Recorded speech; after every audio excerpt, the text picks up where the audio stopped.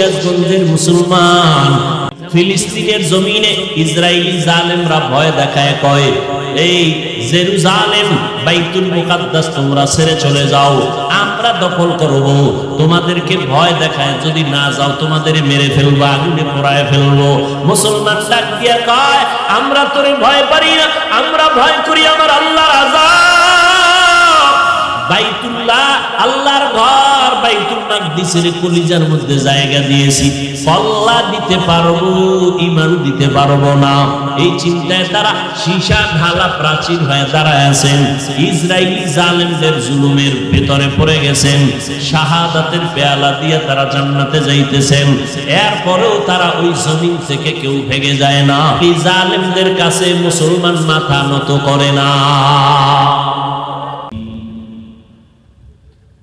सूरज ने दिया अपनी शुआओं को ये पैगाम, सूरज ने दिया अपनी शुआओं को ये पैगाम, दुनिया है अजब चीज को भी सुबह को भी शाम,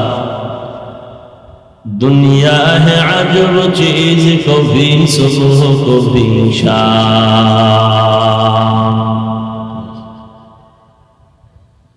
दुनिया में हो दुनिया का तलबगार नहीं हो,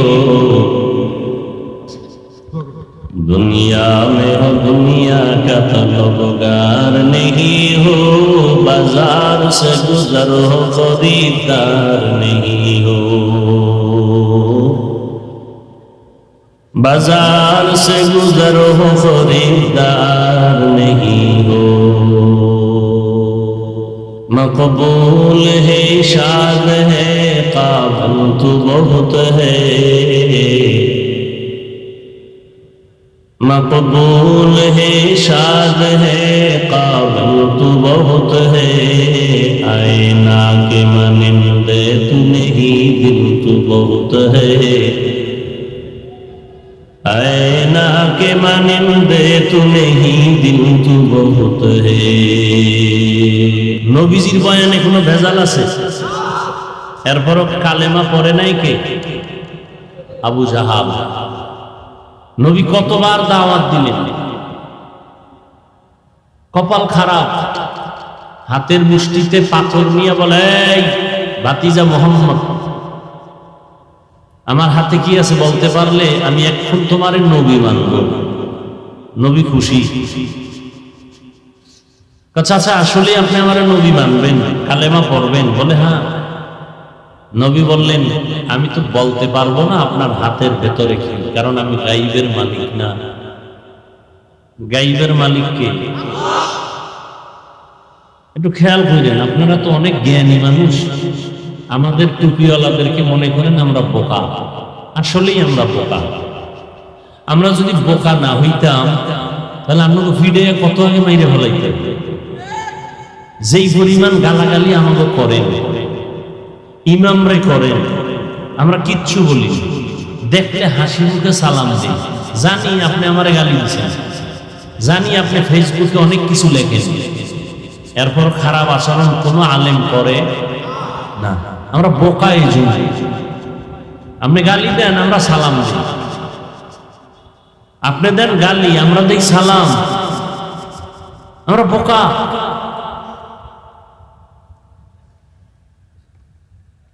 তবে আজকে বোকাদের কিছু কথা শুনে যদি আপনার মহাজ্ঞানী কথাগুলো ধরে, মানেন আর না মানেন, একটু স্বীকার করেন যে হ্যাঁ এটা সত্য, এটা মিথ্যা।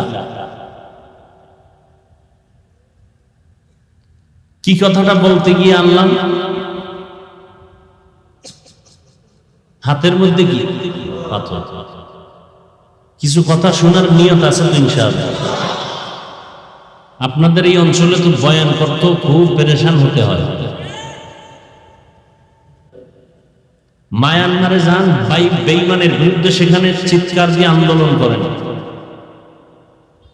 ওলামায়ে কেরাম ডাক দিলে রাস্তায় নামেন, নাস্তিকদের বিরুদ্ধে চিৎকার দেন। এখানে কেন? এই মজলিসটা কত দামি আপনি জানেন? এখানে বসার সাথে সাথে আপনার জীবনের সমস্ত গুনাহ মাফ হয়ে গেছে। আল্লাহ নিয়ে আসছেন, আপনার বাবায় পাঠায় নাই, আপনি জোর করে আসতে পারেন নাই। কে নিয়ে আসছেন? মাস্তানি ভাব থাকলে ছেড়ে দেন, এটা মাস্তানি করার জায়গা না।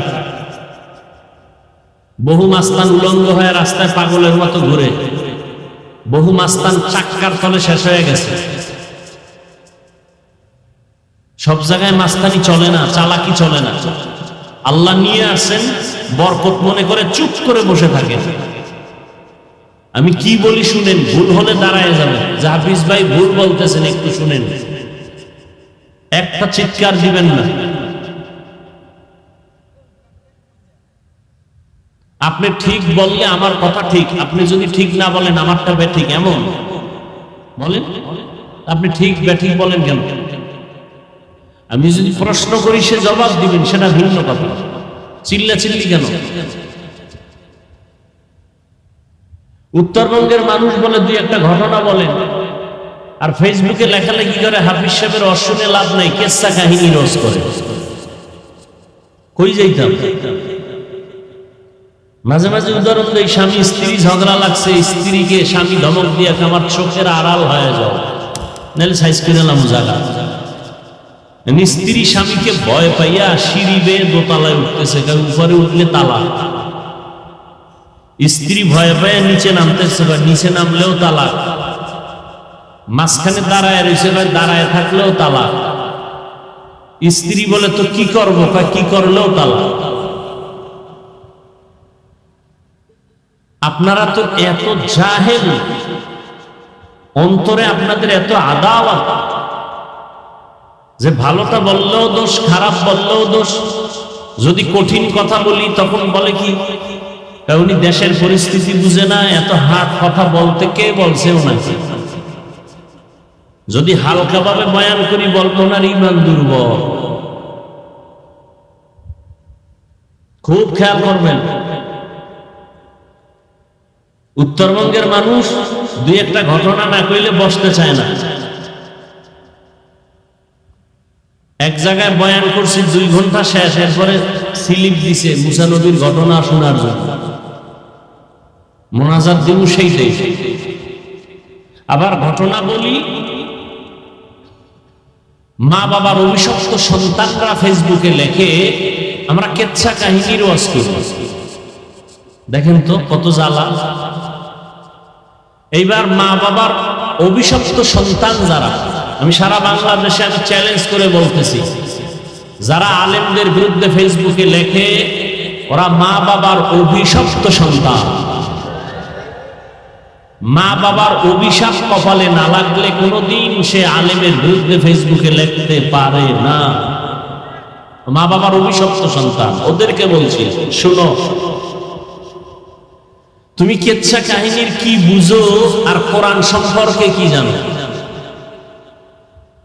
মানো আর না মানো, শুরুতেই বলছি সত্য কথাটার স্বীকার করো।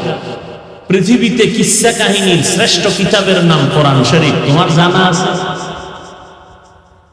শুনে নাও, পৃথিবীতে শ্রেষ্ঠ কিচ্ছা কাহিনীর কিতাবের নাম হাদিস শরীফ, তোমার জানা আছে? ওলামায়ে কেরাম ভুল হলে ধরায় দিবেন, জোরে আসতে না। আপনাদের উপর আমার দায়িত্ব, বিনয়ের সাথে বেয়াদবি ক্ষমা চাই। শ্রেষ্ঠ কিচ্ছা কাহিনীর কিতাব কোরআন শরীফ, কিচ্ছা কাহিনীর শ্রেষ্ঠ কিতাব হাদিস শরীফ। এবার আলেমরা আমাকে একটু অ্যান্সার দিবেন, সাধারণ মানুষ বুঝে যাক। কোরআন শরীফে গরুর কিচ্ছা আছে না নাই? বাঘের কিচ্ছা আছে না নাই? আছে। কোরআন শরীফে পিপিলিকার কিচ্ছা আছে, কোরআন শরীফে হাতির কিচ্ছা আছে, কোরআন শরীফে সাপের কিচ্ছা আছে। তুমি কি জানো? বেয়াদব, তুমি কি বুঝো কোরআন শরীফ সম্পর্কে?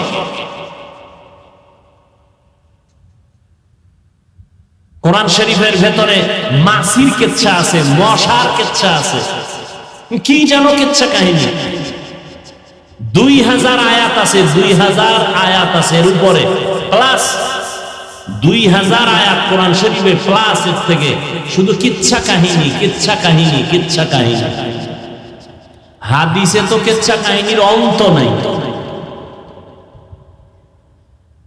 আর আমরা তো সোনা বন্ধের কেচ্ছা বলি না, আমরা বয়ানে বসে ওই সমস্ত কেচ্ছা শোনাই যা শুনলে মানুষের চোখে পানি আসে, দিল নরম হয়।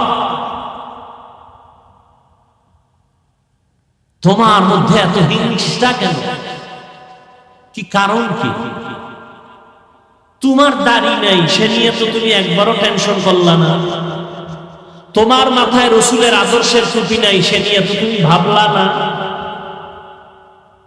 তাবলীগের কারণে বহু মানুষ দিনের পথে আসতেছে, তোমার এইটা নিয়ে অ্যালার্জি। সাহস থাকলে আজকে বলে দাও, আমি হাফিজুর রহমান আল্লাহর জাতের কসম করে বলে গেলাম, তুমি আমাকে প্রমাণ দাও, আমি এখন থেকে তাবলীগের বিরুদ্ধে নেমে যাও, চরমনের বিরুদ্ধে নেমে যাও, আমাকে জবাব দাও। সবাই মিলে সত্য কথা বলবা। আমার কলিজার যুবকদেরকে বলতেছি, বাংলাদেশের মধ্যে তাবলীগের দ্বারা ইসলাম আর মুসলমানের কি পরিমাণ ক্ষতি হয়েছে, জবাব চাই সবার কাছে। বুঝে নাই? তাবলীগের কারণে বাংলাদেশে ইসলাম আর মুসলমানের কি ক্ষতি হয়েছে বলো, বলো বলো, যুবকেরা বলো। হয় নাই? সত্য। নাম্বার 2, এদেশে হক পীর আছে, ওলিয়া উলিয়া আছে, এদের দ্বারা ইসলামের এবং মুসলমানের কি ক্ষতি হয়েছে আছে জানা কারো? হয় নাই? হয় নাই? নাম্বার 3, কওমি মাদ্রাসার দ্বারা আমার বাংলাদেশের মুসলমানের ঈমান আমলের ক্ষতি হয়েছে? হয় নাই? সবাই একমত? তাহলে পায়ে ধরে বিনয়ের সাথে বলে গেলাম, মোহাব্বতে, রাগের ভাষাও আছে, ওটা ছেড়ে দিলাম, মোহাব্বতের ভাষা দিয়ে বলে গেলাম, যদি তোমার অন্তর বলে আসলেই তাবলীগের দ্বারা মুসলমানের ঈমানের ক্ষতি হয় নাই, যদি পীর মুরিদি যারা হক লাইনে এদের দ্বারা এদেশের মানুষের ঈমানওয়ালার ঈমান আসছে, বেনামাজি নামাজি হইছে, দাড়ি কামানওয়ালা দাড়িওয়ালা হইছে, যদি এটা অন্তর বলে কওমিওয়ালাদের দ্বারা এদেশের মানুষ দ্বীনের দিকে আসছে, গুনার দিকে যায় নাই, যদি এটা তোমার অন্তর সাক্ষী দেয়, পায়ে ধরে বলে গেলাম, মৃত্যু পর্যন্ত কোনোদিন তাবলীগের বিরুদ্ধে কিছু লেখবা না, কিছু বলবা না, কোনোদিন ভুলেও কওমির বিরুদ্ধে কিছু বলবা না, লেখবা না। খাঁটি আল্লাহওয়ালা ভণ্ড না, যারা খাঁটি ওলিয়া উলিয়া এদের বিরুদ্ধে লেখবা না, বলবা না। আর থাকলে আমাকে প্রমাণ দাও, কেউর দরকার নেই, আমি মাঠে বিরোধিতায় নেমে যাবো, আমাকে সাইজ করে নাও, আমাকে ম্যানেজ করে নাও। বিরোধিতা কেন? কই আমি 5 কল্লি টুপি মাথায় দিছি, যাদের টুপি নাই তাদের বিরুদ্ধে তো কিছু বলি নাই। তুমি 5 কল্লি দেখলে কেন এত বাঁকা নজরে তাকাও? আমি তো কওমি মাদ্রাসার সন্তান, কোনোদিন তো আলিয়ার বিরুদ্ধে বলি নাই, স্কুলের বিরুদ্ধে বলি নাই, তুমি কওমি নিয়ে কথা বলো কেন? আমি তাবলীগের লাইনের সন্তান, পীর মুরিদির লাইনের সন্তান, যারা পীর মুরিদির লাইনে নাই, তাবলীগের লাইনে নাই, তাদের এত হিংসা করি নাই, দেখলে সালাম দেই। তোমার মধ্যে বিরোধিতা কেন? লাথি মারার গুণটা অর্জন করেছ, বুকে লাগাইয়া বুঝাবার গুণটা অর্জন করতে পারো নাই। রাসূল তো কাউকে লাথি মারেন নাই, বুকে লাগাইছেন, যে কারণে 13 বছরের ব্যবধানে মক্কার জাহান্নামী মানুষগুলো জান্নাতের টিকিট পেয়ে গেছে, মাত্র 13 বছর। তোমার আদর্শ এমন কেন? আমি হাফিজুর রহমান 13 বার গালি দিছো, হেদায়েতের দোয়া করছো কয়বার? কই নবীর আদর্শ তোমার আদর্শ? আল্লাহ আমাদের সব ভাইকে হেদায়েত দান করুন। আমি 20 রাকাত তারাবি পড়েছি, কোনদিন তো 8 রাকাত ওয়ালারে হিংসা করে গালি দেই নাই, তুমি 20 রাকাত ওয়ালারে নিয়ে কথা বলো কেন? আমি আলহামদুলিল্লাহ পরে আস্তে আমিন বলি, যারা জোরে বলে তাদের তো হিংসা করি নাই, সালাম বন্ধ করি নাই। আপনারা কেন আমাদের আস্তে আমিনদের জোরে বানাবার ফিকির করেন?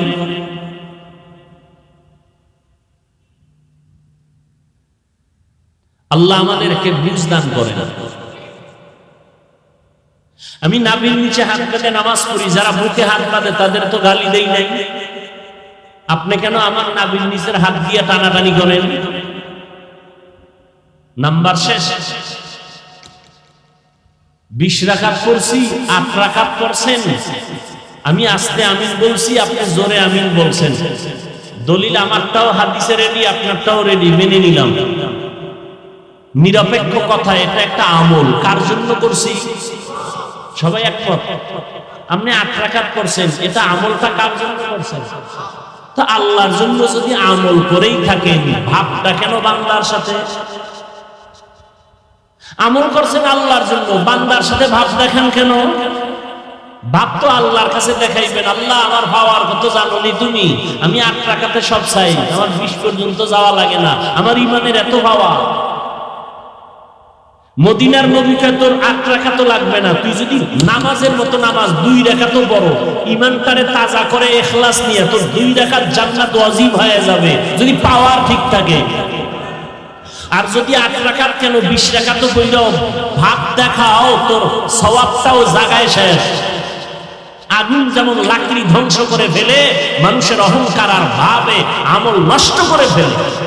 তুমি 8 রাকাত পড়ো আর 20 রাকাত পড়ো, কোনো লাভ নাই যদি ভাব থাকে ভেতরে, অহংকার থাকে।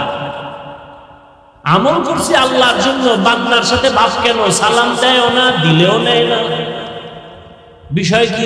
পাস করলি একটা টুপিকে কেন্দ্র কইরা দূরে ফালায় গেছে, তাহলে টুপি সাজিয়া চলাই ভালো নাকি?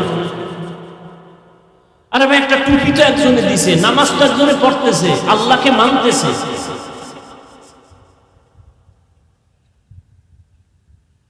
আল্লাহ আমাদের হেদায়েত দান করুন।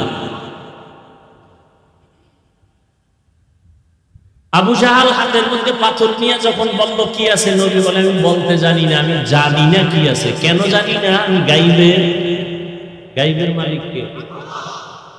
এখানে একটা কথা বলে রাখি, মনে রাখবেন, যাদের সম্ভব, কিছু কিছু আল্লাহর গুণ আছে, এটা আল্লাহর জন্যই খাস, এখানে আর কারো অংশীদার নাই। আর কিছু কিছু গুণ আছে, এটা বান্দার মধ্যেও আছে। যেমন আলী আল্লাহর একটা গুণ। তোমাদের এই লুজ জয়েন্ট ঠিক করো মিয়া।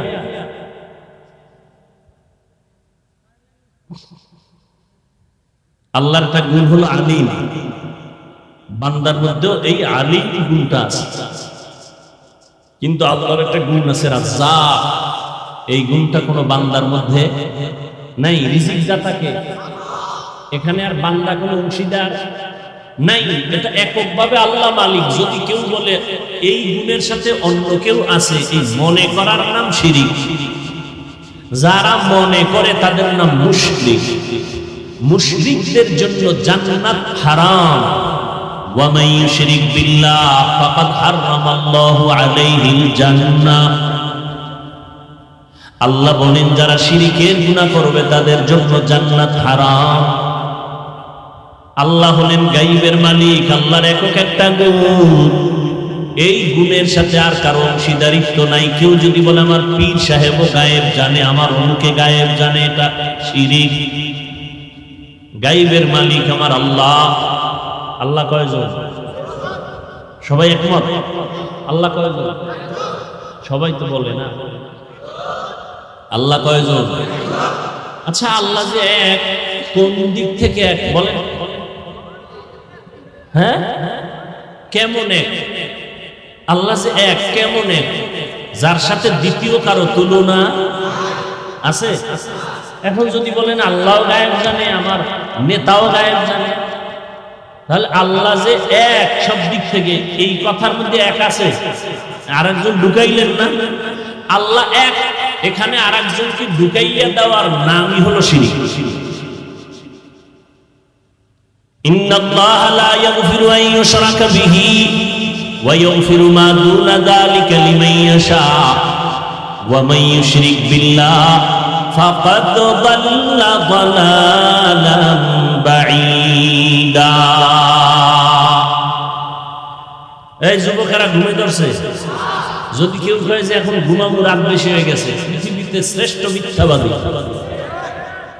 ওর মতো তাজা মিথ্যাবাদী কেউ নেই। বাঙালি এখন ঘুমায়, রাতে ঘুমায়, রাতের দিন বানাইছে, মোবাইল নিয়ে সারা রাত কবিরা গুনাহ করে। হাসবি না, আমি হাসির কথা বলি না, এতক্ষণ যতটা কথা বলছি কান্নার কথা বলছি, লজ্জা নাই দেখে হাসি আসে। সারা রাত মোবাইল দেখে দেখে কবিরা গুনাহ করো, তোর লজ্জা আছে? এই বেটা, তোর বয়স কত যুবক? 25, সর্বোচ্চ 30, 40 বছর পর্যন্ত তোর হায়াতে চেহারা নষ্ট হবে না, পৃথিবীর কোনো মেডিসিন লাগানো লাগবে না। তোর 27 বছরে চেহারা নষ্ট কেন আমাকে বল? তোর চেহারার মধ্যে উজ্জ্বলতা নাই কেন বল? তোমার চেহারা দিয়ে তাকাইলে মায়া লাগে না কেন বলো? অথচ 40 বছর পর্যন্ত তোমার চেহারার উজ্জ্বলতা নষ্ট হবে না। আল্লাহ এমন ভাবে এটাকে বানায় দিয়েছেন, কোনো মেডিসিন লাগবে না। 27 বছরে চেহারা নষ্ট কেন? একমাত্র সারা রাত মোবাইলে কবিরা গুনাহ করেছে, কেউ জানে না। কে জানে? আরো কর, তোর শখ লাগছে করতে থাক।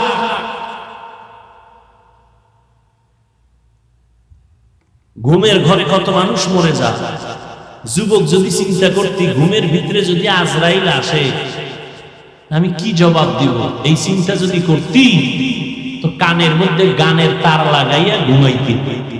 লজ্জা শরম নাই দেখে আবার হাসো। আমি তো হাসির কথা বলি নাই, চিন্তা করলে তো কান্না দরকার যে আমি এত খারাপ। অথচ ১৫০০ বছর আগে মদিনাতুর রাসূল কি বলেছেন? রহমতের নবী বলেছেন, যুবকেরা আমি মুহাম্মদের উপকার করেছে আর বুড়ারা বিরোধিতা করেছে। নবীজি বলেছেন উপকার করছে নবীজির কারা? যুবকেরা। ও যুবক, নবী বলেছেন যুবকেরা আমি মুহাম্মদের উপকার করেছে, বুড়ারা বিরোধিতা করেছে। তুমি যুবকের দ্বারা কি উপকার হচ্ছে মুহাম্মদের আদর্শে? তোমার চেহারা দিয়ে তাকাইলে মায়া নাই, উজ্জ্বলতা নাই, নূর নাই। আল্লাহ আমার কলিজার প্রত্যেকটা যুবকরে ঈমানের নূর দান করেন। এখন ওই মিডিয়া আর এক গজব দেখামু সবার ভালোর জন্য, এটারে বানাইবে অহংকার। অহংকার বানাইবে। আমি এই দামি একটা মোবাইল চালাই, খুব দামি, এক আল্লাহর বান্দা আমেরিকার থেকে নিয়ে আসছে। আমার এই মোবাইল কেন, আমার হায়াতে আমি ফেসবুক চালাই। কিছুদিন আগে ঈদের চিন্তা করলাম ইউটিউবে একটু ওয়াজ মাহফিল দেখবো, শুনবো, ভালো ভালো আল্লাহ আল্লাহ। এটাতে ঢুকলে অ্যাড আসে মেয়েদের। পরে ইউটিউব আনইনস্টল করে ফেললাম। কইরা 2-3 দিন খুব খারাপ লাগছে। কি করবো, মোবাইলটা খুললে কিছু দেখতে হবে, দেখার কিছু নাই। তো কিতাব আছে, তাফসীর আছে, এগুলো মাঝে মাঝে পড়া আলহামদুলিল্লাহ আজও পর্যন্ত নিজের কন্ট্রোলের মধ্যে রাখছে। ফেসবুকও নাই, ইউটিউব। আর এই যুগে যারা মোবাইলের গুনাহের থেকে নিজেকে বাঁচাইতে পারে এর মতো আদর্শ মানুষ আর কেউ না। আল্লাহ আমাকেও হেদায়েত দান করুন, আপনাদেরকেও হেদায়েত দান করুন। আর তুমি সারা রাত মোবাইলে কবিরা গুনাহ করো।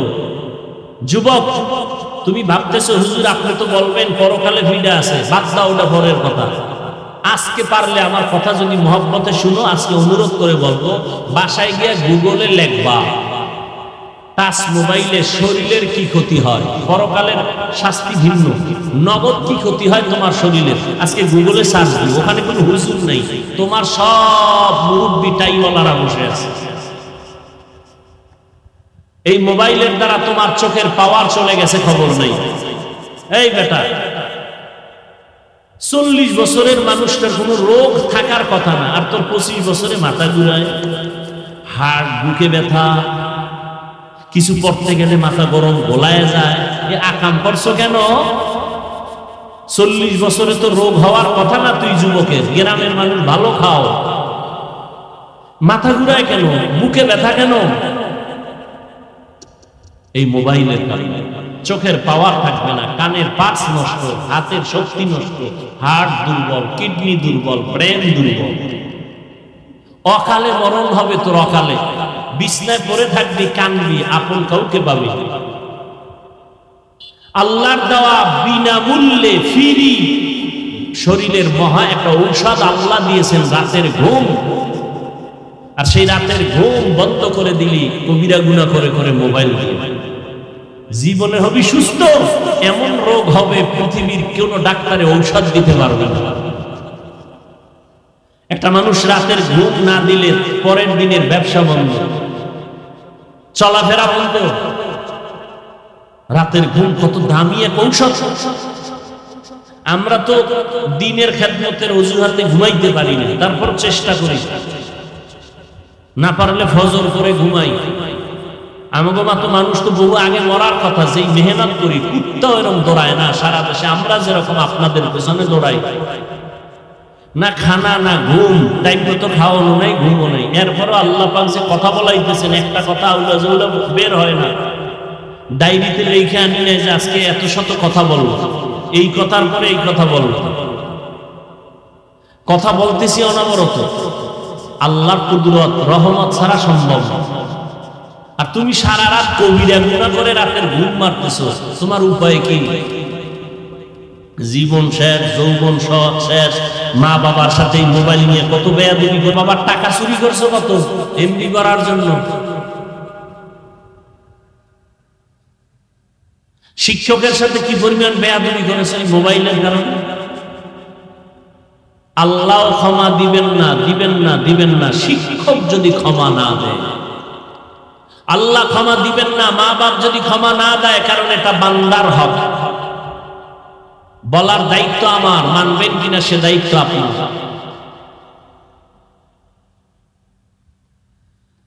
ওয়ালানাবলুওয়ান্নাকুম বিশাইইন মিনাল খাউফি ওয়াল জুই ওয়া নাকস। এই উঠলে আমি মোনাজাত দিয়ে দেব। আপনার জরুরত আছে, আমার জরুরত নাই। আপনার বাসায় যাইতে মনে আছে, আমার পৌঁছায় না। কত কষ্ট করে আসছি দৌড়াইয়া, আবার হালকা কিছু খাইয়া নামাজ পড়ে আবার চিল্লাইতেছি। পৃথিবীতে কথা বলার মতো কষ্টের কোনো কাজ নাই। আমারে কষ্টে লাগাইয়া আপনারা মেহমান দাওয়াত দিয়ে বাড়ি যাইবেন, এটা কোন সুন্নত? আর কিছু কিছু মানুষের দীর্ঘ টাইম বসার অভ্যাস নাই, তাদের কাছে আমার অনুরোধ, আপনি ভেতরে ঢুকছেন কেন? আপনি বাইরে দাঁড়ায় শুনতেন, ফাঁকে ফাঁকে বাইরে হয়ে যেতেন, কেউ দেখতো না, ক্ষতিও হতো না। মানে ভিতরে ঢুকছেন কেন?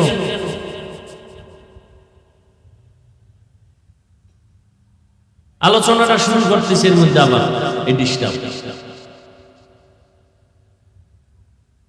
তো ঘটনা একটু বাকি দেখছি, আবু জাহিলটা বলে ফেলি 1 মিনিট। নবী কয় আমি বলতে পারি না, তবে হাতের মধ্যে যা আছে তোর একটা আওয়াজ দে তো। নবী বলতেছেন, এর মধ্যে পাথরগুলো কালেমা পড়া শুরু করলো। আবু জাহিল্লা পাথরটি ফালায় এখন মোহাম্মদ বড় জাদুকর, এর নাম কফা, এর নাম। নবীজি বুঝাইতেছে কালেমা পড়ে না, আর আবু ওমরের মতো বান্দা নবীরে জবাই করতে এসে মুসলমান হয়ে গেল, এর নাম কফা। ওয়ালানাবলুওয়ান্নাকুম বিশাইইন মিনাল খাউফি ওয়াল জুই ওয়া নাকসিম মিনাল আমওয়ালি ওয়াল আনফুসি ওয়াত সামারাত। আল্লাহ বলেন আমি মুমিনকে অবশ্যই পরীক্ষা করবই করব, কোনো বেঈমানকে নয়। মুমিনকে পরীক্ষা করবেন আমার আল্লাহ ভয়ের মাধ্যমে, ক্ষুধার মাধ্যমে, মালের ঘাটতি, জানের কোরবানি, ফলের ঘাটতির মাধ্যমে। ওয়াবাশশিরিস সাবিরিন, ধৈর্য ধারণকারীদের জন্য আল্লাহর পক্ষ থেকে সুসংবাদ। পয়গম্বর বলেন মাইয়ুরিদিল্লাহু বিহি খাইরান ইউসিব মিন, আল্লাহ যাকে মহব্বত করেন, ভালোবাসেন, তাকে মুসিবত দিয়ে পরীক্ষা নেবেন।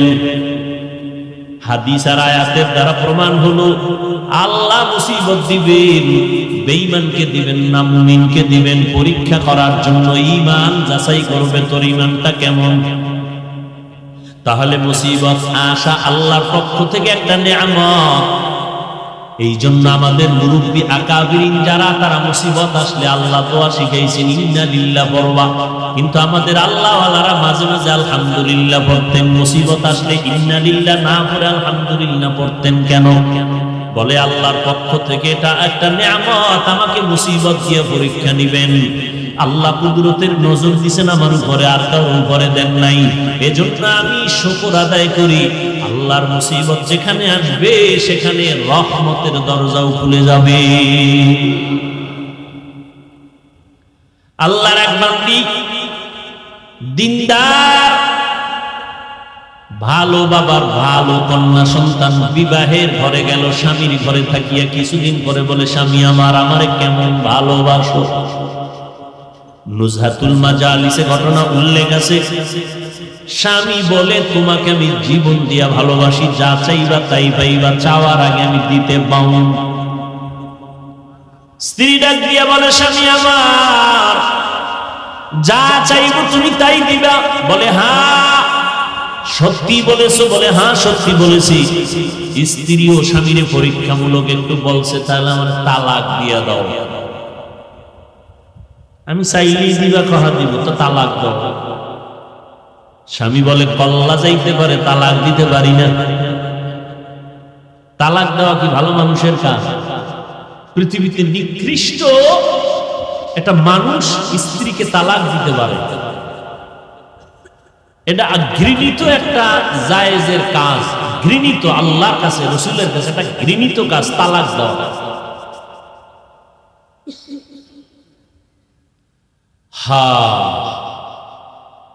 স্বামী তো আর তালাক দিবে না, স্ত্রী তো বলছে দাও, আর স্বামীর ওয়াদা দেওয়া, যা চাবা তাই দিন। দুইজনের ভিতরে একটু তর্ক লেগে গেল, সমাধানের জন্য ওই জমানার নবীর কাছে রওনা। স্বামী আর স্ত্রী পথে মধ্যে গিয়া হঠাৎ স্ত্রী রাস্তার পাশে পড়ে গিয়া পাওটা ভেঙে গেল, কান্না করে বলে, ও আল্লাহ আমারে বাঁচাও। স্ত্রী স্বামীর হাতটা ধরে বলে, নবীর দরবারে যাওয়া লাগবে না, চলো আমরা বাড়িতে চলে যাই।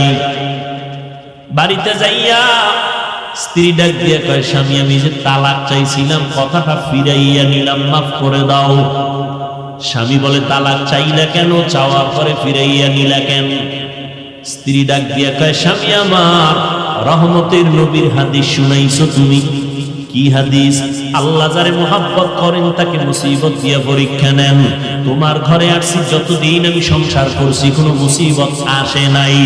বুঝলাম যেখানে মুসিবত নাই সেখানে আল্লাহর রহমত নাই, আমিও সেখানে থাকতে চাই না বলে তালাক চাইছি। রাস্তার মাঝে যখন দেখলাম হঠাৎ তুমি রাস্তায় পড়ে গেছো, পাও ভেঙে গেছে, কান্না তোমার শুরু, আফসোস শুরু হয়ে গেছে, আল্লাহকে ডাকতেছে। মুসিবত যখন আসছে রহমত তো চলে আসে। আল্লাহর রহমত যেখানে আছে আমি বান্দিও সেখানে আছি। আর আমরা হালকা মুসিবতে পড়লে চৌকিদার থেকে গালি শুরু, সরকারের ঘরে আল্লাহর পর্যন্ত গালি দেয়। দেখেন না, একটু কামাই রুজিতে ঝামেলা, দৌড়ে গেছে ডক্টরি অনুসারে আব্বা কইয়া হারাম টাকার লোন উঠে একটা চায়ের দোকান দিতে, লোন উঠায়, লোন এনজিওদের কাছে যায়। এরপরে কি হয়? মাইয়াও শান্তি নাই, বউও শান্তি নাই, সন্তানেরা শান্তিতে নাই। মরার পরে কিস্তি আদায় করতে পারে নাই, সবাই যায় সামনে দাঁড়ায়, লাশ কবরে রাখার আগে কিস্তি দাও। কেউ শান্তিতে নাই। এক আল্লাহর বান্দা কাঁদতেছেন আমার সামনে, কিছু টাকা আমি লোন আনছিলাম, কিস্তি দিতে পারি না। একটা গাড়ি কিনছিলাম, ভ্যান রিক্সা, এটা ভেঙে চুরা অ্যাক্সিডেন্ট হয়ে গেছে বা চুরি হয়ে গেছে, কিস্তি দিতে পারি না। ওই পাওনাদার কুলাঙ্গারেরা আইসা আমার উপযুক্ত মেয়েটাকে মারলো, স্ত্রীকে মারছে। এর থেকে মরে যাওয়া ভালো না? যে আমার অপরাধের কারণে আমার আল্লাহ মাফ করুন, আমার মেয়েকে মারবে, আমার স্ত্রীকে গায়ে হাত তুলবে, তাও নাপাক হাত, সুদখোরের হাত, ঘুষখোরের হাত আমার স্ত্রীর গায়ে লাগবে। নাউযুবিল্লাহি মিন যালিক। আমি এত খারাপ পুরুষ? সুদেই লোভে পাপ, পাপে মৃত্যু। কই আমাকে হুজুর বাদ দেন না? RAB, army, police, BDR, doctor, professor, ব্যবসায়ী, চাকরিজীবীরা এক টাকাও হারাম খায় না, এমন লোক নাই? আপনি কেন পারেন না? আপনার জিহ্বাটা কুত্তার মতো বের হয়ে গেল কেন?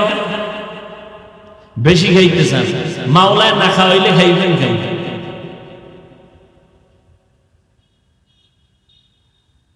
আর আমরা বেশি খাইতে চাই না, কিন্তু আল্লাহ আমাকে বেশি খাওয়া চাই না, এরপরও বেশি। কেমনে বেশি? তোমার 3 প্লেটে পেট ভরে না, আরো 1 প্লেট চাও। আর আমাকে 1 প্লেট আসে ঘরে, এই 1 প্লেটের ভাগ কইরা 4 জনে খাইয়াও থাইকা, এর নাম বরকতি খানা।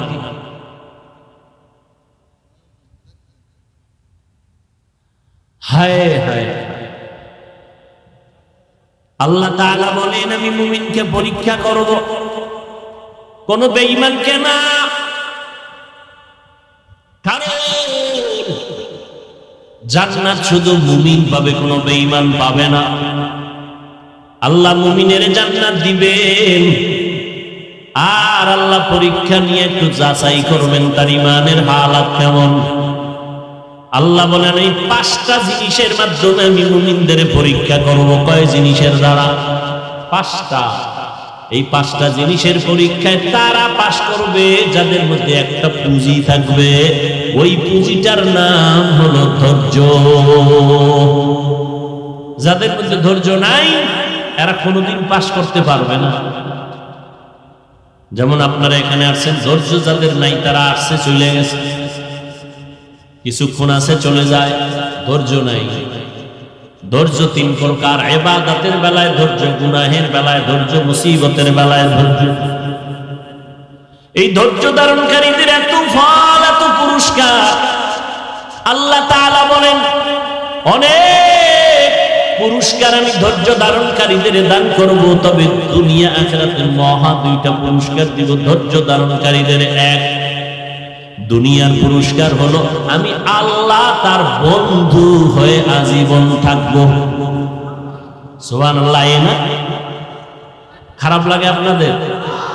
ইয়া আইয়ুহাল্লাযীনা আমানুস্তাঈনু বিস-সাবরি ওয়াস-সালাহ ইন্নাল্লাহা মা'আস-সাবিরিন।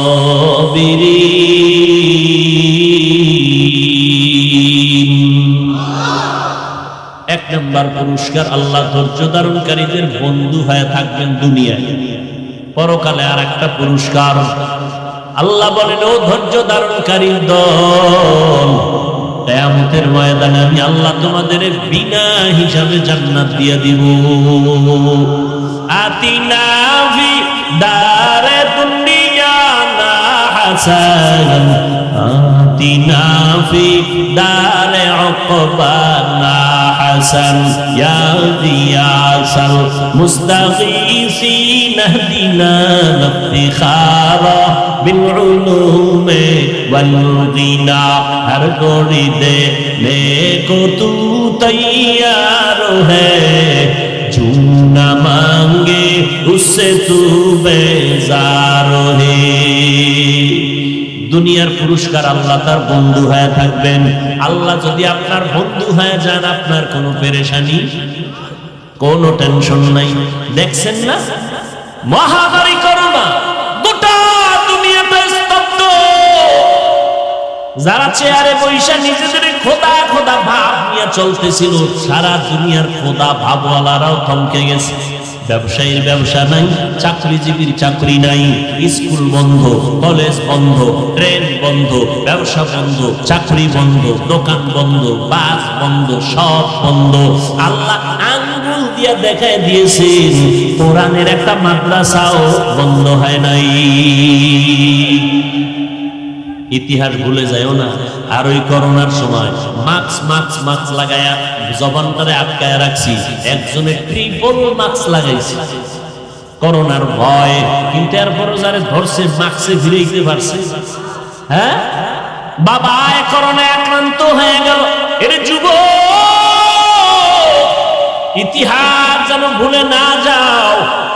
করোনায় বাবাকে আক্রান্ত করে ফেলেছি, ওই বাবার 2টা কুলাঙ্গার শিক্ষিত শয়তান, 2টা কুলাঙ্গার সন্তান শিক্ষিত। বাবারে যখন করোনায় ধুইরা ফেলাইলো, টাকা দিয়া এলাকার গরিব ছেলেদের কয় আমার বাবার লাশটা রাস্তায় ফালায় দিয়ায়। রাস্তায় ফালায় দিছে। দরওয়াজা লক করলো, জানালা লক করে দিল। জানালা দিয়ে একবারও সন্তান তাকায় দেখলো না বাবার লাশটা কি কুত্তায় খাইলো নাকি জানাজা হইল। কিন্তু জানো নিরে বাঙালি, ওই ইতিহাসটা কেমন? ওই বাংলাদেশের শত শত করোনার লাশ আমার দেশের কিছু পুলিশ ভাইরা আর আমার দেশের সিংহবাগ ওলামায়ে কেরাম টুপিওয়ালারা ওই লাশগুলো কাঁধের মধ্যে নিয়েছেন, গোসল করাইছেন, কাফন পরাইছেন, জানাজা পরাইছেন, কবর খনন করে দাফন করাইছেন। ইতিহাস ভুলে যাইও না, শত শত লাশ দাফন করানোর পরেও একজন হুজুরেও করোনায় মরে না। ভাল লাগে না শুনতে না? আল্লাহ দেখায় দিয়েছেন হায়াতের মালিক আমার আল্লাহ। আমি আল্লাহ যদি আজরাইল পাঠাই তোর কোন বাক্সে তোরে বাঁচাবে? বাংলাদেশের টাকার বালিশ বানায় ঘুমায় যমুনা গ্রুপের মালিক। করোনায় আক্রান্ত হইয়া আমার স্পেশাল ফ্লাইট দিয়ে সিঙ্গাপুরে নিয়ে আমারে করোনার থেকে বাঁচাও। কত হাজার কোটি টাকা চাও নেও, টাকা দিয়াও বান্দা বাঁচতে পারে না। তিনটা সাদা কাপড়ের প্যাকেট হয়ে কবরে চলে গেছে। কথা ঠিক নেই? মরণ থেকে যতই পালাও, মরণ তোমায় নিবে ঘিরি। যদিও সুদূর আকাশ পানে লুকাও, সেথায় লাগিয়ে সিঁড়ি। নদী পথে নৌকা চালাও ও মাঝি ভাই, বেলা ডোবার আগে আমি ওপার উঠতে চাই। ডুবে গেলে বেলারে আর উঠে না, ভেঙ্গে গেলে বেলারে আর জমে না। আল্লাহ পাক রব্বুল আলামিন বলেন, আমি 5টা জিনিসের মাধ্যমে তোমাদের পরীক্ষা নিব। পাস করার জন্য একটা পুঁজি লাগবে, কি? ধৈর্য ধারণ করা লাগবে। ধৈর্যের পরীক্ষায় যারা আগাবে তারা পাস। 5টা জিনিসের পরীক্ষার 1 নাম্বার পরীক্ষা আল্লাহ যে জিনিস দিয়ে নিবেন এর নাম ভয়, মিনাল খাউফ। ইমাম শাফিঈ রাহমাতুল্লাহ আলাইহি বলেন, এখানে ভয় দ্বারা উদ্দেশ্য হলো আল্লাহর পক্ষ থেকে ভয়। ও সিরাজগঞ্জের মুসলমান, দাড়ি রাখলে আল্লাহ খুশি, দাড়ি রাখলে তোমার আত্মীয় স্বজনরা শালি দুলাবাই বেজার। এখন কি শালি দুলাবাইয়ের লজ্জার ভয়ে দাড়ি কাটবা নাকি আল্লাহর শাস্তির ভয়ে দাড়ি রাখবা? এখানে তোমার ইমানের পরীক্ষা। পর্দা করলে আমার আল্লাহ খুশি, পর্দা করলে তোমার আত্মীয় স্বজন বেজার। এখন আত্মীয় স্বজনের মন পাওয়ার জন্য তাদের গালাগালি শোনার ভয়ে কি তুমি পর্দা ছেড়ে দিবা নাকি আল্লাহর আযাবের ভয়ে পর্দা করবা? এটাই তোমার ইমানের পরীক্ষা। আল্লাহর পক্ষ থেকে ভয়, এই ভয়ের নাম হলো তাকওয়া। আর এক প্রকার ভয় হলো বান্দার পক্ষ থেকে ভয়। যেমন ফিলিস্তিনের জমিনে ইসরায়েলি জালেমরা ভয় দেখায়, কয় এই জেরুজালেম বাইতুল মুকাদ্দাস তোমরা ছেড়ে চলে যাও, আমরা দখল করব। তোমাদেরকে ভয় দেখায় যদি না যাও তোমাদের মেরে ফেলবো, আগুনে পোড়ায় ফেলবো।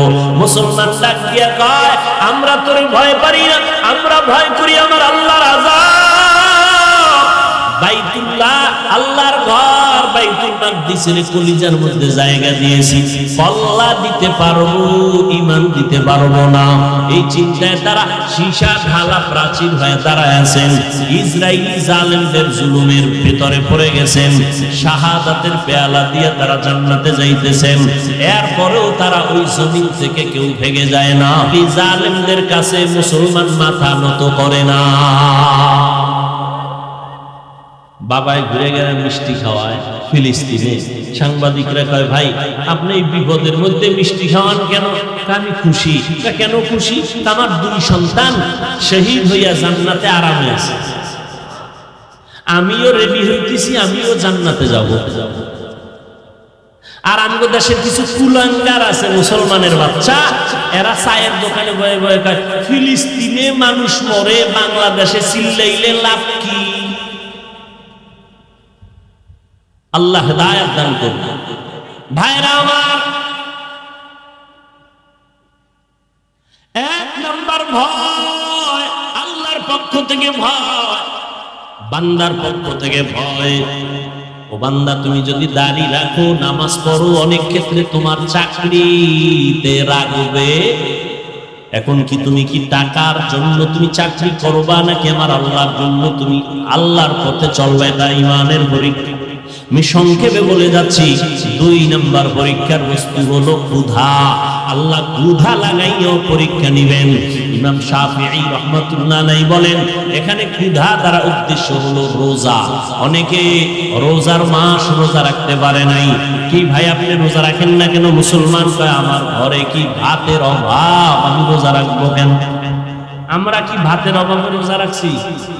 আরে রোজা তো হিন্দুরাও রাখে, বৌদ্ধরাও রাখে, খ্রিস্টানেরাও রাখে, পৃথিবীর সবাই রোজা রাখে। সিস্টেম আলাদা, নাম আলাদা। আমাদেরটার নাম রোজা, আর অন্যদেরটার নাম হলো না খাওয়ার সাধনা। আর আমাদের মুসলমানের না খাওয়ার সাধনা না, বরং না খাওয়ার মধ্য দিয়ে আল্লাহ পাওয়ার সাধনা। অতএব তুমি ভাতের অভাবে কেন বললা রে বাবা? আল্লাহ পাক রব্বুল আলামিন ক্ষুধার দ্বারা পরীক্ষা নেবেন। সাহাবায়ে কেরাম, এমনকি আপনার আমার নবী, যেই নবীর জন্য আমার আল্লাহ নিজে আসে, ওই নবী দোয়া করলে উহুদ পাহাড় স্বর্ণ হয়ে যাইত। কিন্তু ওই নবী খন্দকের যুদ্ধে পেটে পাথর বেঁধেছেন। সাহাবায়ে কেরাম পেটে পাথর বেঁধেছেন, তারপরেও কোনোদিন বাতিলের কাছে আপোষ করেন না, হারাম পথে যান না। ও মুসলমান, নবীর আশিক, রমজানে রোজা রাখো ক্ষুধার মাধ্যমে পরীক্ষা। নবী তো শুধু রমজান না, সপ্তাহের বৃহস্পতিবার সোমবার দিন নবী রোজা রাখছেন। আর রোজাটা শুধু ঈমানের কারণ না, শরীরটারে সুস্থ রাখার একটা ঔষধ হলো রোজা। আর মূর্খ কিছু মানুষেরা রোজারে বানাইছে রোগের কারণ। আমি রোজা রাখলে রোগ বেড়ে যায়, অথচ শরীরের রোগের ঔষধ হলো রোজা। আর এ বানাইছে রোগের কারণ। যেমন নিয়ত তেমন বরকত। 3 নম্বর পরীক্ষা, ওয়া নাকসিম মিনাল আমওয়াল, মালের ঘাটতি, মালের কোরবানি। ইমাম শাফিঈ রাহমাতুল্লাহ আলাইহি বলেন, এখানে মালের কোরবানি দ্বারা উদ্দেশ্য হলো যাকাত। রাস্তাঘাটে সাইনবোর্ড দেখি মাঝে মাঝে, দারিদ্র বিমোচন করো, দারিদ্র বিমোচন করো। সরকারও অনেক পদক্ষেপ নিয়েছেন, কিন্তু আল্লাহ মানুষ বানাইছেন, মানুষের শান্তির ব্যবস্থা আল্লাহ করেছেন। মানুষের শান্তির ব্যবস্থা, অর্থনৈতিক সচ্ছলতার জন্য আল্লাহ একটা আইন করে দিয়েছেন স্থায়ী। ধনীরা বছরে একবার গরিবের যাকাত দিবা। যাকাতটা যদি ধনীরা ঠিক মতো দিত, এই জমিনের মধ্যে দারিদ্র বিমোচন হয়ে যাইত। যাকাত অনেকে দেয়, কিন্তু সঠিকভাবে দেয় না, হিসাব করে না। নবীজি হাদিসে বলছেন, কিয়ামতের আগে বড় লোকেরা যাকাত দেওয়াটাকে জরিমানা মনে করবে, বলবে এটা জরিমানা দেওয়া যাবে না, লামসাম কিছু দিয়া কইরা যাও। এ বিষয়ে বিস্তর আলোচনা আমি রমজানে করেছি। যাকাত দেওয়া না আদায় করে দেওয়া। যাকাত দেওয়া আলাদা কথা, আদায় করে দেওয়া আর একটা কথা। আল্লাহ কইছে যাকাত আদায় করো, দেও বলে নাই। এখানে ব্যবধান কি বিস্তারিত রমজানে আমার আলোচনা আছে। যাকাত, গরিব রেখা, আমরা গরিব, আমগো মালও নাই, পরীক্ষাও নাই। কেন? তোমাকে আর এক পরীক্ষা রয়ে গেছে। কি? ধনীরা দিবে মালের কোরবানি, তুমি দিবা জানের কোরবানি। ধনী বলে, এখানে একটা মাদ্রাসা বানাও। টাকা লাগবে না? টাকা দিব আমি। তাহলে ঘর দুয়ার মাটি কাটার কাজ করবে কে? ধনী বলে, এটা আমার সময় নাই, আমি পারি না, আমি মালের কোরবানি দিলাম। ও গরিবেরা, তোমরা জানের কোরবানি দাও, খরচ আমি দিব, তোমরা জানের কোরবানি দাও, সময় দাও। দেখছেন আল্লাহ কেমনে সাজাইছেন। জান্নাতের রাস্তায় সবাইরে ঢোকার সুযোগ দিয়েছেন। ধনীরাও ঢুকবে, গরিবেরাও। ধনী টাকা দেয়, গরিব তুমি সময় দাও। হ্যাঁ, জানের কোরবানি, মালের কোরবানি, এ জমিনের ইতিহাস। জানের কোরবানি দিয়েছেন ইব্রাহিম নবী ইসমাইলের চুরির নিচে নিয়া। এই কোরবানির বড় মহা পরীক্ষা।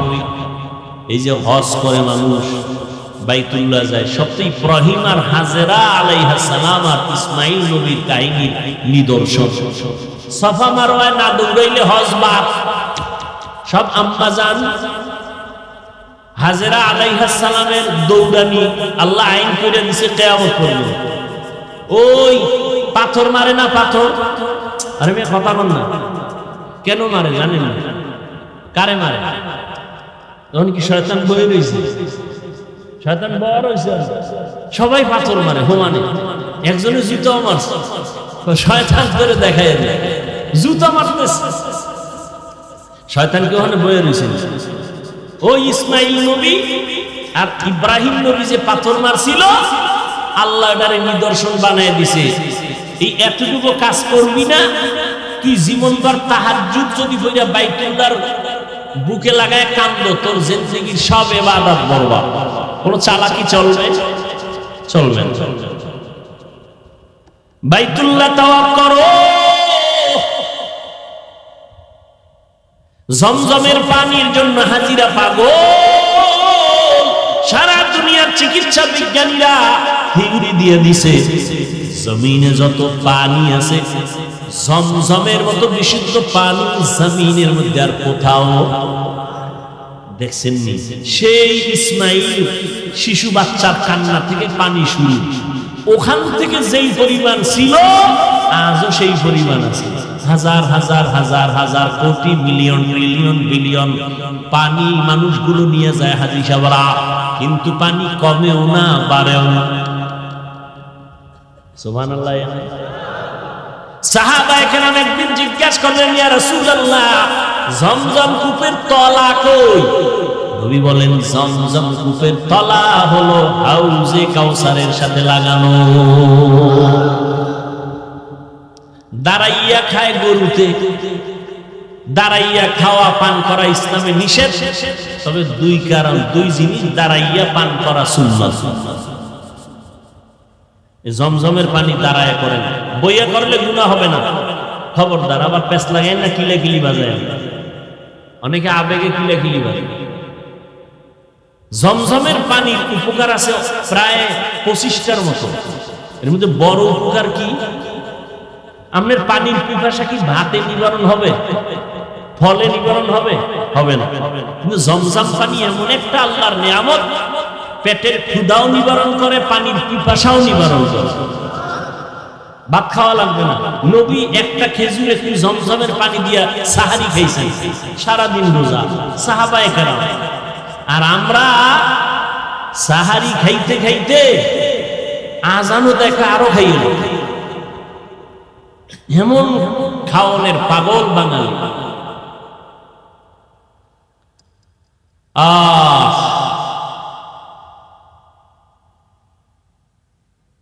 তো যে কথা বলতেছিলাম, জানের কোরবানি।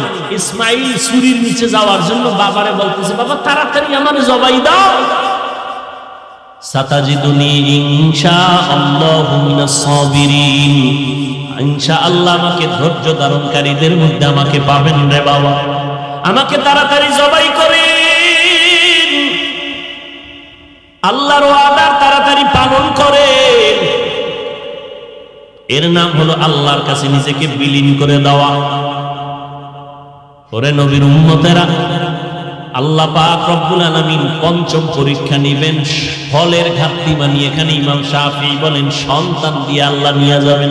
সন্তান হলো মা বাবার ফল। মহিলাদেরকে আল্লাহ কোরআনে বলছেন এরা ফসল উৎপাদনের ক্ষেত, আর ওই ক্ষেতের ফসল হলো সন্তান। ইন্নামা আমওয়ালুকুম ওয়া আওলাদুকুম ফিতনাহ, আল্লাহ বলেন সন্তান আর সম্পদ হলো মানুষের পরীক্ষার বস্তু। ইয়া আইয়ুহাল্লাযীনা আমানু লা তুলহিকুম আমওয়ালুকুম ওয়ালা আওলাদুকুম আন যিকরিল্লাহ, সন্তান আর সম্পদের ক্ষেত্রে সাবধান, তোমাদেরকে যেন আল্লাহর জিকির থেকে দূরে সরাইতে না পারে। আজকে আমরা যারা আল্লাহর মুহাব্বত থেকে দূরে, হয়তো সম্পদের কারণে, না হয় সন্তানের কারণে। এই বাবারা, সন্তান পাইয়া একটু কিউট চেহারা, কি প্রশংসার চুমো খায়, এত সুন্দর বাচ্চা, তুমি একবারও কি আলহামদুলিল্লাহ বলছো? এত সুন্দর চেহারা কে দিছেন? সে আল্লাহরে কয়বার তুমি শুকর আদায় করে বলছো, আল্লাহ তুমি কত না সুন্দর, একবারও তুমি দিলা না। সন্তানটারে আব্বু আব্বু বইলা চুমাইলা, কত শতবার আব্বু বলে চুমাইছো, কিন্তু যে আল্লাহ এত সুন্দর চেহারা দিয়া বানাইছে, ওই আল্লাহর কয়বার শুকর আদায় করছো রে নিমক হারাম? একবারও চিন্তা নাই। আল্লাহ সন্তান দিয়ে পরীক্ষা নিবেন রে বাবা, সন্তান আল্লাহ দিবেন পরীক্ষা, সন্তান দিবেন না এটাও পরীক্ষা, আবার আল্লাহ পাক সন্তান দিয়া নিয়ে যাবেন এটাও পরীক্ষা। ছেলে দিবেন পরীক্ষা, মেয়ে দিবেন পরীক্ষা। ওরে নবীরা আসে, আপনার আমার নবীকে আল্লাহ ছেলে দিয়েছেন, অল্প বয়সে আবার নিয়ে গেছেন। নবীর কোন ছেলে বেঁচে ছিল না, আল্লাহর নবীকে 4টা কন্যা দিয়েছেন। ওই কন্যা দ্বারা আল্লাহ নবীর বংশ, নবীর ইজ্জত, নবীর নাম বজায় রাখছেন। কন্যার মাধ্যমে নবী বলেন, এত দামি ব্যক্তি আমি নবী, আমার কোন ছেলে নাই, আমি 4 কন্যার বাবা। ও কন্যার বাবারা, একটা কন্যা যদি পাও তুমি একটা জান্নাতের মালিক হয়ে যাবে। কন্যা ভাইয়া হাদিস শুনে বাবাই খুশি। কি আপনি খুশি কেন? আমি এক জান্নাতের মালিক হয়ে গেছি।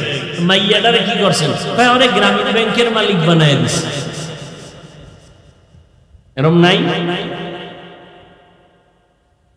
এরে পর্দার আড়ালের আম্মা জানে না, ও যুবক, কয়দিন আর যৌবনের বাহাদুরি করবা? চোখের সামনে লাশ আর লাশ আর লাশ, এমন কোন দিন নাই লাশের কোনো মিছিল নাই। আমি যে এতক্ষণ আপনাদের বয়ান শুনেছি, একবারও কিন্তু বলি নাই ও যুবক বাবারা, ও বৃদ্ধ বাবাজিরা, আপনারা যারা ব্যবসা করেন সব বাদ দিয়া তাবলীগে মসজিদে গিয়া জিকির করেন, একবারও কিন্তু বলি নাই। যারা স্কুল কলেজে পড়ো যুবক বাবারা, বলি নাই আমাদের মাদ্রাসায় চলে আসো, স্কুল কলেজ বন্ধ করে দাও বলি নাই। চাকরিজীবীদের বলি নাই চাকরি ছেড়ে দাও, বরং আমি বলে গেলাম ওরে যুবক, আল্লাহর মোহাব্বত নিয়ে বলি চাকরি করো আলহামদুলিল্লাহ, সারিও না। ব্যবসা করো, করো, বাধা নাই। স্কুলে পড়ো, কলেজে পড়ো, বাধা নাই। তুমি ডাক্তার হও, ইঞ্জিনিয়ার হও, তুমি একজন প্রফেসর হও, তবে আমার দাবি কখনো তুমি বেয়াদব হইও না। তোমার ব্যবহারে কোনোদিন যেন তোমার মা বাবা কষ্ট না পায়, তোমার কপাল নষ্ট হয়ে যাবে। তোমার ব্যবহারে যেন উলামায়ে কেরাম কষ্ট না পায়, তোমার আচরণে যেন কোনো মুরব্বীরা কষ্ট না পায়। তুমি একজন আদর্শবান ডাক্তার হও, আদর্শবান ইঞ্জিনিয়ার হও, তুমি একজন আদর্শবান প্রফেসর হও। তুমি কলেজে পড়ো বাবা, নবীর তরিকা মানিয়া চলো, উলামায়ে কেরামের পরামর্শ নিয়ে চলো। যুবকেরা, তোমার মতো যুবক স্কুলে কলেজে পড়ে, 5 ওয়াক্ত নামাজ পড়ে, মিথ্যা বলিও না, আছে না নাই? বালিশে মাথা লাগায় একটু চিন্তা করিও, তুমি কেন পারো না রে বাবা? তোমার মতো যুবক রাস্তায় গাড়ি চালায়, ড্রাইভারি করে, নামাজ ছাড়ে না, মনটারে একটু প্রশ্ন করো, তুমি কেন পারবা না? তোমার মতো যুবক র্যাব, আর্মি, পুলিশ, বিডিআরের চাকরি করে, নামাজ ছাড়ে না, ব্যবসা করে, নামাজ ছাড়ে না, তুমি কেন পারবা না? চেয়ারম্যান, মেম্বার, এমপি, মন্ত্রী নামাজ পড়ে, দাড়িওয়ালা, অভাব নাই, তুমি কেন পারবা না? ও যুবক বাবা, মোনাজাতে কত যুবক কান্না করে, তোমার চোখে পানি আসে না কেন? গুনার কারণে আমার আল্লাহ বেজার, মা বাবার অভিশাপ তোমার কপালে বুঝি লেগে গেল। এখনো সময় আছে, আমার আল্লাহ দয়ার নজরে ডাকতেছেন, তওবা কর। জীবনের গুনাহ তওবার দ্বারা আমি সব মাফ করে দিব। ও যুবক বাবারা, আমি একটু আগেও বলেছিলাম হেদায়েতের মালিক আমার আল্লাহ। কপাল যদি পুড়িয়া যায়, নবীজির বয়ানে আবু জাহাল কালেমা পড়ে না। আর যদি আল্লাহ কপালটা খুলিয়া দেন, নবীরে জবাই করতে আসিয়াও কালেমা পড়ে নেয়। জানি না এই জমিনে কিছু মানুষ এমন আছে আবু জাহালের মতো পাথরওয়ালা অন্তর নিয়া হাজারো পায়ে ধরে বয়ান করলে কালেমা পড়বে না, তওবা করবে না, বাইরে গিয়ে বিরোধিতা করে গুনাহগার হবে। আর একদল আল্লাহর বান্দা ওমরের মেজাজওয়ালা, গুনার কথা স্মরণ করিয়া উলামায়ে কেরামের মজলিসে বৈশা হঠাৎ তার দিলের মধ্যে দাগ কাটছে।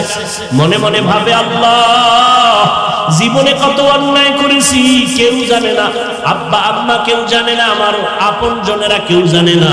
ও আল্লাহ, আমি কত নামাজ ছাড়লাম, কত বেপরদায় চললাম, দাড়ি কাটলাম। ও আল্লাহ, তুমি জানো, জানিয়াও তো রাগ করে পানি বন্ধ করো নাই, বাতাস বন্ধ করো নাই। ও আল্লাহ, আজকে তওবার নিয়ত করে ফেললাম। কোন দিন মরণ হবে জানা নাই, গাড়ির নিচে, পানির নিচে লাশ আর লাশ, ঘুমের বিছানায় যুবকের লাশ, আর গুনার কাছেও যাব না, মা বাবারে কষ্ট দিব না, আজকে থেকে তওবা করে নিব। এরকম যুবক কিছু আছে তওবা করে ফেলবে, মনে মনে আল্লাহকে বলবে, আল্লাহ আর নামাজ ছাড়বো না, বেপরদায় চলবো না, মা বাবাকে কষ্ট দিব না, উলামায়ে কেরামের পরামর্শ নিয়ে নবীর তরিকা মানিয়া চলবো, আর দাড়ি কাটবো না, বেপরদায় চলবো না। ও যুবক বাবারা, ও বৃদ্ধ বাবাজিরা, আপনাদের মতো কত বুড়া মানুষ মসজিদে গিয়া 5 বেলার নামাজ পড়ে, আপনি কেন পারবেন না? ও পর্দার আড়ালের আম্মা জান বোনেরা, আপনাদের মতো কত মা বোন আছে পর্দা করে, মোবাইলে সময় নষ্ট করে না, স্বামীর মাল হেফাজত করে, আল্লাহর মোহাব্বত নিয়ে নামাজ পড়ে, আপনারা কেন পারবেন না? আল্লাহ সন্তান দিছেন, নেককার সন্তান বানায়া যান, ডাক্তার বানাবেন, কোরআন পড়াইয়া যান, সন্তানটা কোরআন পড়বে, ডাক্তারি পড়বে, মা বাবার জন্য দোয়া করবে। ও পর্দার আড়ালের আম্মা জানেরা, তওবার নিয়ত করে তওবা করেন, পিছনে যত গুনাহ করছেন সামনে আর কোনো অপরাধ করবেন না। আল্লাহর কাছে মনে মনে বলেন, ও আল্লাহ, সন্তানটারে আদর্শ মানুষ বানাবো, নামাজ ছাড়বো না, বেপরদায় চলবো না, স্বামীর মালের খেয়ানত করবো না। ও যুবক বাবারা, তওবা করে নাও, মনে মনে অন্তর তৈরি করে ফেলো, মরিয়া গেল আর নামাজ ছাড়বা না, দাড়ি কাটবা না, বেপরদায় চলবা না, মা বাবার দোয়া নিয়ে, উলামায়ে কেরামের পরামর্শ নিয়ে চলবা। তওবার অন্তর যদি তওবার জন্য তৈরি হয়ে থাকে, মুনাফিকি দুর্বলতা যদি অন্তরে না থাকে, যাদের তওবার খাঁটি নিয়ত আছে, তাদেরকে বলবো দুটো হাত আমার আল্লাহকে